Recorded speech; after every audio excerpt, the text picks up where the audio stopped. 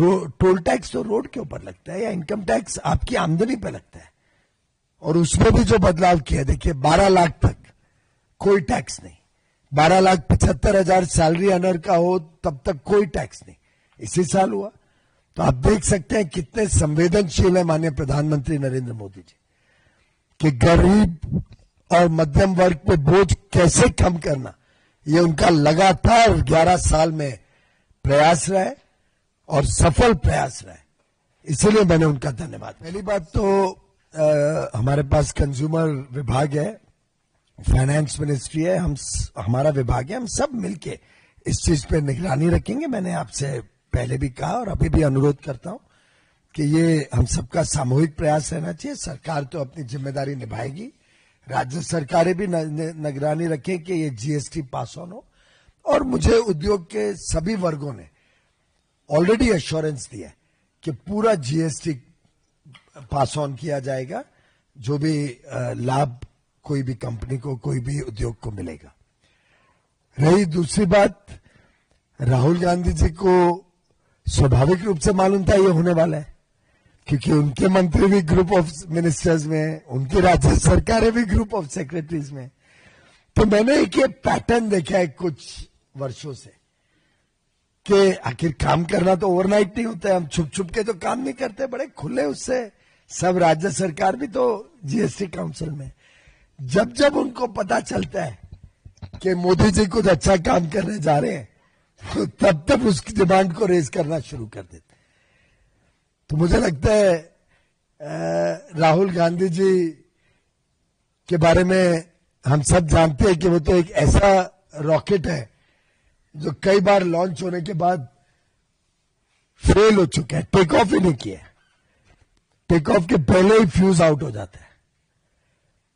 तो वो जिस प्रकार के वक्तव्य देते हैं, उनको खुद को पता नहीं रहता है कई बार कि उन्होंने पहले क्या कहा था और अब क्या कह रहे हैं। तो मैं समझता हूं कि देश की जनता इस प्रकार के वक्तव्यों से कोई प्रभावित नहीं होती है। अरुण, पहली बात तो इस निर्णय का बाकी कोई देश के निर्णयों से कोई संबंध नहीं है, ये मैंने कल भी स्पष्ट किया था, क्योंकि जैसा मैंने अभी भी संजय जी को बताया, स्वाभाविक रूप से इतना बड़ा बदलाव कोई ओवरनाइट तो नहीं होता है। कई महीनों से, शायद लगभग 1 साल से इसके ऊपर ग्रुप ऑफ सेक्रेटरीज राज्य सरकारों के साथ केंद्र सरकार सलाह मशुरा कर रही है, ग्रुप ऑफ मिनिस्टर्स इस पे काफी समय से काम कर रहे हैं। उसका परिणाम हमें 3 तारीख को देखने को मिला। और रही बात बाकी देशों में इसके साथ क्या हो रहा है, वो तो हाल का विषय है, महीने 1.5 महीने का विषय। तो इससे दोनों में कोई जोड़ नहीं है, कोई संबंध नहीं है, दोनों अलग अलग विषय है। दूसरी बात आपने कही कि रेवेन्यू लॉस की, उसको भी कैलकुलेट करके देश के समक्ष रखा गया है, और डिमांड में जो बढ़त होगी, ब्यूएंसी आएगी, उससे जो टैक्स कलेक्ट होगा वो जितना कैलकुलेटेड लॉस है, कैलकुलेटेड लॉस तो पुराने डिमांड पे, पर जब 10-10% एक एक चीज पे कम हो रहा है, कुछ चीजों पे तो 13% कम हो रहा है, कुछ चीजों में 0 ड्यूटी लग गएगी, 18% कम हो रहा है इंश्योरेंस पे, जैसे लाइफ और हेल्थ इंश्योरेंस 18 से 0। तो आप समझ सकते हैं कि इतना बड़ा जब टैक्स रेट्स में कमी की जाएगी तो उससे कितना उछाल आएगा मार्केट, और उस उछाल के कारण टैक्स भी बढ़ेगा।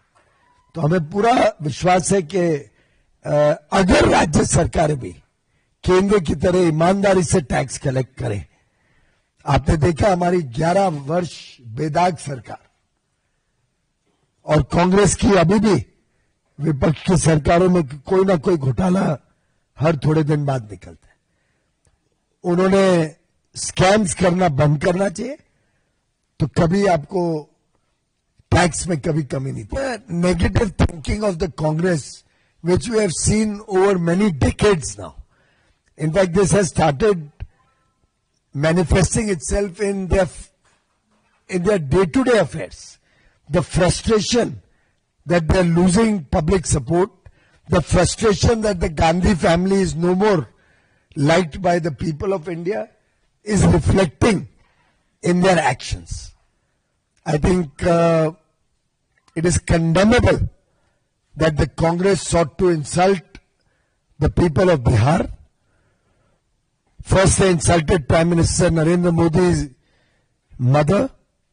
Then now they have insulted the people of Bihar. I don't know who they will insult tomorrow. You also all be careful. They will start attacking the media because their attacks on Election Commission have failed. People have understood that that was the need of the hour, and what is happening is good for the nation. It had happened 20 years ago also. It's a routine process. But every time they choose a new person to attack. That failed. They attacked Prime Minister Modi's mother. They got a backlash. They attacked the people of Bihar. And also, in a way, demonstrated their very, very low mindset. And I condemn the Congress and their leadership for this thinking.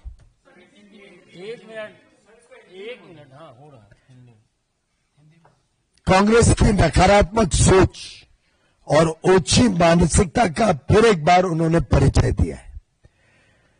और ये आज का नहीं है, ये वर्षों वर्षों से हम देखते हैं। कांग्रेस की नाकामियां, कांग्रेस को जनता ने ठुकरा दिया है। गांधी परिवार की लोकप्रियता खत्म हो गई है। इससे वो पूरी तरीके से फ्रस्ट्रेट हो गए, बिखर गए।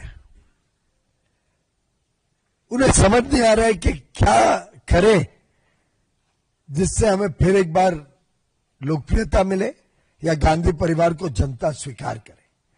वो ये समझ नहीं पा रहे हैं कि अब बहुत विलंब हो गया है। इसलिए कभी इलेक्शन कमीशन को गाली गलौज करते हैं, कभी कोर्टों को गाली गलौज करते हैं। कोर्ट का निर्णय उनके फेवर में हो तो कोर्ट बड़ा अच्छा है, सत्यमेव जयते। कोर्ट का निर्णय कोई उनको पसंद नहीं आता है तो जजों के ऊपर आलोचना कर देते हैं। इलेक्शन में एक जगह जीत जाए तो इलेक्शन कमीशन धर्मात्मा है, दूसरी जगह हार जाए तो इलेक्शन कमीशन पे झूठे आरोप लगाते हैं। कभी प्रधानमंत्री नरेंद्र मोदी जी की ओबीसी होने पर उन पे आरोप और उनको ऐसे शब्दों में उनके बारे में वक्तव्य देते हैं जो मैं रिपीट भी नहीं कर सकता। मणिशंकर अय्यर जी का आपको याद होगा क्या बोला था प्रधानमंत्री मोदी जी के लिए। आपको याद होगा किस प्रकार से व्यक्तिगत आरोप और अटैक कांग्रेस का लगातार मोदी जी के परिवार पे, उनकी जाति पे देश ने सुना है। हाल में उनकी मां के ऊपर भी। और इससे ज्यादा दर्दनीय क्या बात हो सकती है कि किसी की मां के ऊपर ऐसे ओछे तरीके से कांग्रेस वक्तव्य दे। और आज तो उन्होंने पूरे बिहार को ही इंसल्ट कर दिया। और मुझे पक्का विश्वास है कि बिहार की जनता इसको कभी टॉलरेट नहीं करेगी। मुंह तोड़ जवाब मिलेगा कांग्रेस और आरजेडी को इस वक्तव्य के लिए, इस इंसल्ट के लिए। मैंने अभी बताया कि ऐसा काम कोई ओवरनाइट तो होता नहीं है। अगर इस प्रकार की सोच होती तो हम क्या पिछले लोकसभा चुनाव के पहले नहीं कर सकते थे?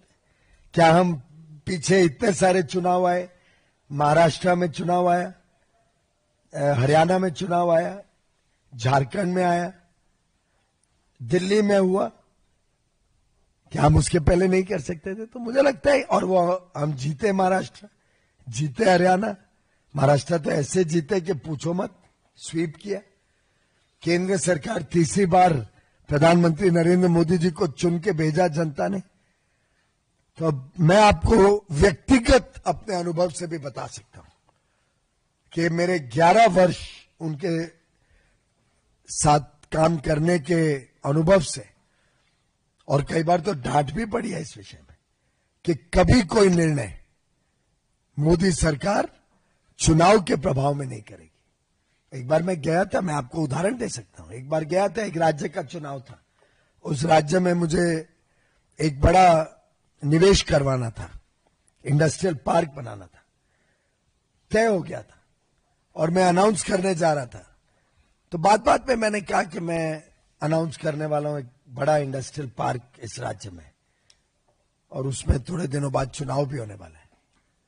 उन्होंने मुझे देखा कि किसने आपको बोला है क्या कि उस चुनाव की वजह से आप ये अनाउंस करो। मैं कहा नहीं, किसने बोला नहीं है, लेकिन स्वाभाविक रूप से हमें लाभ होगा। तो ऐसी डांट पड़ी मुझे। उन्होंने कहा मेरी सरकार कभी कोई निर्णय चुनाव को मद्देनजर रखते नहीं लेगी, और उन्होंने डायरेक्ट किया मुझे, अब ये मत अनाउंस करना चुनाव तक, नहीं तो लगेगा चुनाव के कारण अनाउंस किया। और मैंने वो अनाउंसमेंट चुनाव के बाद किया। चुनाव हम जीत गए, उसके बाद वो अनाउंसमेंट किया। ये है मोदी जी की सोच, और ये विपक्ष की जो ओछी सोच है वो कभी ये बात समझ ही नहीं पाएगी। रही बात अर्थव्यवस्था के प्रभाव की, कपिल सिब्बल जी भी उस सरकार के हिस्सा था 10 वर्ष यूपीए की, जिसमें एक फ्रेजाइल 5 इकोनॉमी बना के छोड़ दिया हमारे लिए। अटल बिहारी वाजपेयी जी की सरकार ने एक मजबूत अर्थव्यवस्था 2004 में छोड़ी थी, जिसमें विकास दर 8% से ज्यादा था, मुद्रा स्थिति अच्छी थी, फॉरेन एक्सचेंज विदेशी मुद्रा स्थिति बड़ी मजबूत थी, महंगाई 4% से कम थी। चिदम्बरम जी ने पहले फाइनेंस मिनिस्टर के नाम जो अपना भाषण था, इकोनॉमिक सर्वे था और बजट था, उसमें एक्नॉलेज किया कि मुझे एक बड़ी अच्छी अर्थव्यवस्था विरासत में मिली है, मैं इसको बढ़ाऊंगा। लेकिन 14 में क्या छोड़ा? 8% विकास 4% पे छोड़ी थी, 4% महंगाई 8% हो गई थी, विदेशी मुद्रा कमजोर थी, बैंक सब डूबने के हालात पे थे, करार पे थे। आपको याद होगा बैंकिंग व्यवस्था क्या थी? दुनिया हमारे को राइट ऑफ कर चुकी थी, फ्रेजाइल 5 इकोनॉमी। उसमें कपिल सिब्बल भी मंत्री थे, तो वो उनकी अर्थव्यवस्था की सोच थी। और मोदी जी ने देश को विश्व का सबसे तेज गति से आगे बढ़ने वाला अर्थव्यवस्था बनाया। ये मोदी जी की अर्थव्यवस्था है। ऐसा है कि हर एक वस्तु के ऊपर बड़ी गंभीरता से, गहराई से देखा गया है कि किस किस वस्तु पे कितना घटा सकते हैं, और पढ़ाई से जुड़ी हुई कई चीजों पे हमने घटाया है, और कुछ चीजों पे कई बार 5% इसलिए भी रखा जाता है कि सप्लाई चेन में जो इनपुट टैक्स क्रेडिट है उसका वो लाभ ले पाए। अगर उसको 0 कर दिया जाए तो ऐसे कई वस्तुएं जिसमें सप्लाई चेन में अगर क्रेडिट रहा या उन्होंने जीएसटी पे किया हो, अगर उसको 0 कर दिया जाए तो उनको ज्यादा नुकसान होता है। तो बड़ी सोची समझी नीति तहत ये पूरे रेट्स तय किए गए, और महीनों तक एक एक आइटम के ऊपर अलग अलग टीमों ने, और विशेषकर माननीय प्रधानमंत्री जी ने स्वयं बड़ी गंभीरता से और गहराई में जाके ये सौगात पूरे देश को दी है।